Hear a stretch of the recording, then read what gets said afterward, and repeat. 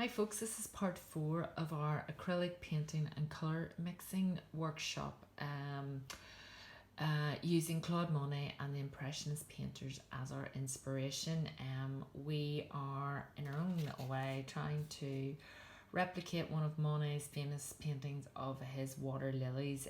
Now in the last couple of workshops sessions, first of all, showed you colour pie chart, how to mix colours, how to blend some of our acrylic paints, and you can see here quite clearly this lovely big mess beside here, the way I've been mixing my colours, starting from our primary colours and then a few other colours that came in my little basic acrylic paint set. And again, I've just been using really simple paintbrushes, nothing expensive, and a very cheap little canvas. And like I say, you can work on cardboard, paper, whatever. So what I've been doing is I've been mixing the colours. As you can see, the colours are reflecting the colours in the painting. And just using little dabs, I've been trying to recreate these kind of little water lilies and things that we have here. Okay. I mean, you're not going to get this completely like a Monet, and I have this slightly different scale as well, but just to give you sort of flavour and an idea. And really this workshop is more about you having a go, trying to work with acrylic paint, mixing, blending the colours and applying them in really quick, quick movement kind of strokes and brushes going in different directions. You want to create that sort of feeling of the water, of the lilies. You know, I've even like done some little quick sort of semicircles here just to kind of quickly kind of mark out where some of the water lilies have, and I've used dark blues, turquoise blues, bits of white, lilacs, pinks, reds. There's a whole range of colours here. There's greens mixed with yellow, and so on and so forth. And then this kind of lighter area here is a blend of white, pinks, lilacs and things like that. And then these little sort of bits of foliage that are coming down from a bush or a tree onto the water.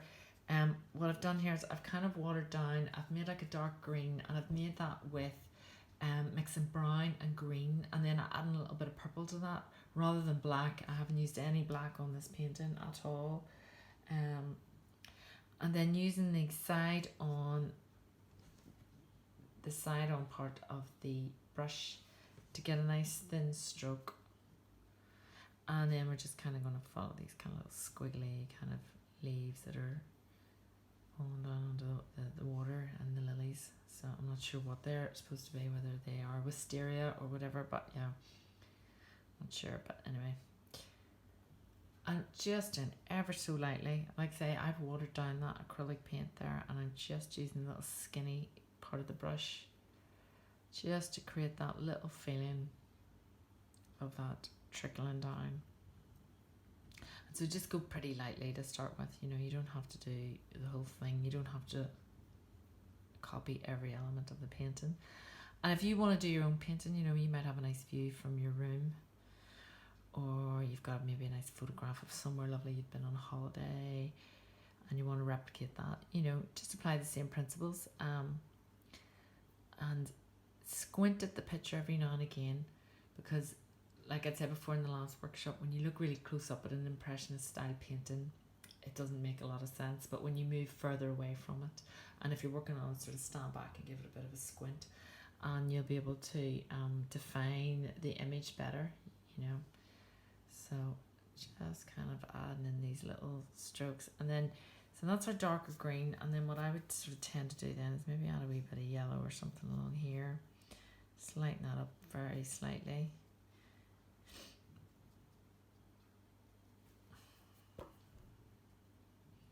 A little bit lighter, and then you can sort of add little flecks, little highlights. And I mentioned before in the last workshop, if you feel your painting that the colours are starting to get a bit muddy and a bit grey and a bit brown, just stop what you're doing for a while.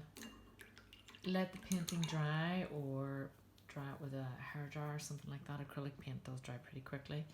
Let those dry, and then go back over with some fresh, cleaner colours. You know, empty your water, rinse your paintbrushes, clean your paintbrushes, and go over, and you'll start to regain that lovely bright finish. And because, like I said in the earlier sessions, you know, the Impressionist painters were all about capturing light and that movement of the sun moving throughout the gardens throughout the day. Okay, so I could continue working on this for a very long time, but for the purposes of this workshop, I'll not keep you any longer. But I hope this has given you a wee bit of a starting point in which to maybe try and attempt to mix some colours and mix some acrylic paints and do your own little impressionist painting.